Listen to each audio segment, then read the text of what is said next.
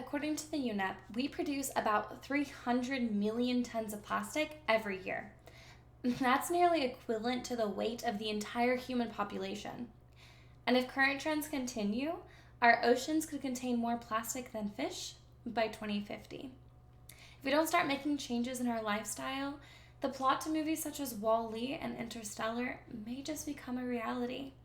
And the difference is we won't have either robots or a giant black hole in outer space to save us from the destruction we cause to our planet.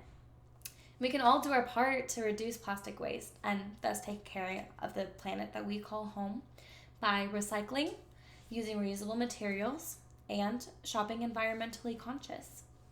As Hannah Ritchie and Max Roser states in their article in ourworldandData.org, there are 3 key pathways by which plastic debris can affect wildlife: entanglement, interaction, and ingestion. Entanglement has been reported for at least 334 species to date and is rapidly killing and endangering our sea life. Interaction of plastic waste in the ocean destroys these animals' ecosystems and habitats, which indirectly continues to kill our sea life and directly contributes to the damaging of our earth. Ingestion, depending on the size of the sea animal, can be anything from entire objects to small particles of plastic fibers. Not only does the ingestion of plastic cause health issues and ultimately death in sea life, but the ingestion of plastic particles can actually be passed up through the food chain from larger organisms eating smaller organisms that have the plastic fibers in their system. And that includes us humans eating seafood. In fact, PlasticOceans.org tells us that humans eat over 40 pounds of plastic in their lifetime. Now, though research is still uncertain exactly what type of health effects that this plastic has in human bodies, we at the very least know that there isn't any nutritional value in digesting plastic. According to PlasticOcean.org, 1 million marine animals are killed by plastic pollution every year.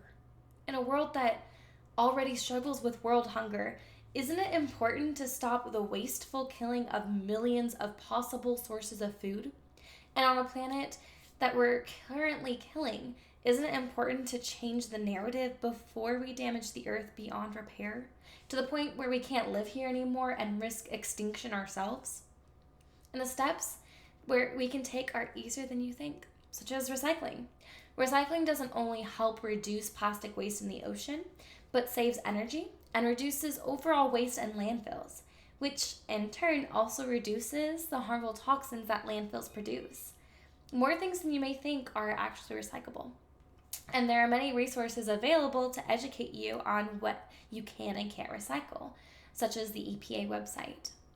A lot of plastics are recyclable too, which can easily be determined by the recyclable triangle symbol on the bottom of the plastic bottles and containers, usually with a number in it that indicates what type of plastic it is. It actually takes twice as much energy to break down thrown away plastics than it does to just recycle them. As stated by Drew Brucker with the company Rubicon, a single recycled plastic bottle saves enough energy to run a 100-watt bulb for 4 hours. It also creates 20% less air pollution and 50% less water pollution than would be created when making a new bottle. Recycling actually saves energy and reduces air pollution and water. Even so, not all plastics are recyclable. Plastic Ocean states on their website that 50% of plastic is used just once and then thrown away. Excuse me. A lot of this plastic is single-use cutlery, straws, dishware, and grocery sacks. Now, rather than accepting straws or plastic cutlery when you go out to eat or through the drive-thru, bring your own cutlery and reusable straws. And there are plenty of products that make taking your own washable and reusable cutlery easy and convenient to carry, such as I have these chopsticks that are metal and they screw and unscrew at this point so that they can fit in this box perfectly. There's also things like this that pop off and have a set of chopsticks, spoon, fork, and knife.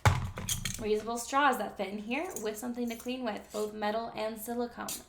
the options are endless. And in most cases, you don't even need a straw. Try drinking your next soda or iced coffee straight from the cup. Pop the lid off, drink it, pop the lid back on for no spill while transportating. Believe it or not, that's the way cups were used for and made to drink, like just drink from the cup.